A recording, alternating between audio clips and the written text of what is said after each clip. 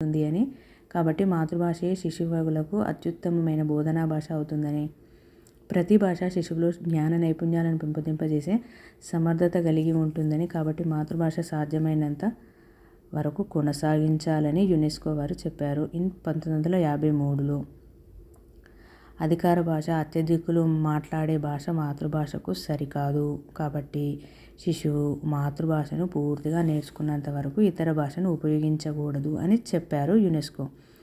భల్లాడ్ శిశువు తన జాగ్రత్తావస్థలో ఏ భాషలో ఆలోచిస్తాడో, నిద్రావస్థలో ఏ భాషలో కలగంటాడో అదే అతడి మాతృభాష అని భల్లాడ్ చెప్పారు.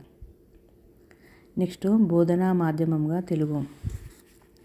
Medium of Telugu. బోధనా మాధ్యమం, బోధనా వాహిక అనేవి మీడియం, ఇన్స్ట్రక్షన్ ఆంగ్ల పదానికి సమానార్థకాలు. కొమర్రాజు వెంకట లక్ష్మణరావు తల్లిపాలు తాగి పెరిగిన వాడికి, దాదిపాలు తాగి పెరిగిన వాడికి ఎంత తేడా ఉంటుందో మాతృభాషలో ఈ విషయం నేర్చుకున్న వాడికి పరభాషలో నేర్చుకున్న వాడికి చాలా తేడా ఉంటుందని వెంకట లక్ష్మణరావు చెప్పారు. తెలుగు మీడియంలోనూ చదివితే సబ్జెక్టు వస్తుందనేది ఇక్కడ వెంకట లక్ష్మణరావు గారి ఉద్దేశం.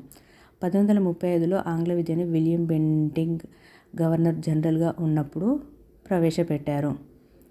ఆంగ్ల విద్యను విలియం బెంటింగ్ ప్రవేశపెట్టారు 1935లో. అప్పటి న్యాయసంఘ సలహా సభ్యుడు లార్డ్ మెలాయ్, వ్యతిరేకించిన ఆంగ్లేయులు lord డ్రయంట్, lord Wilson.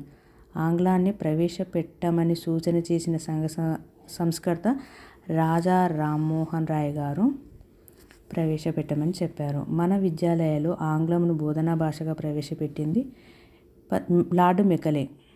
First national council of education సభ్యులు రవీంద్రనాథ్ ఠాగూర్, బిపిన్ చంద్రపాల్, చిత్తరంజన్ దాస్, గురురాజ్ బెనర్జీ, రాస్ బిహారీ బోస్ ఆంగ్ల ప్రాముఖ్యత తగ్గించి బోధనలో దేశ భాషలకు ప్రాధాన్యం ఇవ్వాలని వీళ్ళు సూచించారు. 1906లో ఏర్పాటైన జాతీయ విద్యా సంస్థ national council of education. Thanks for watching. Please subscribe.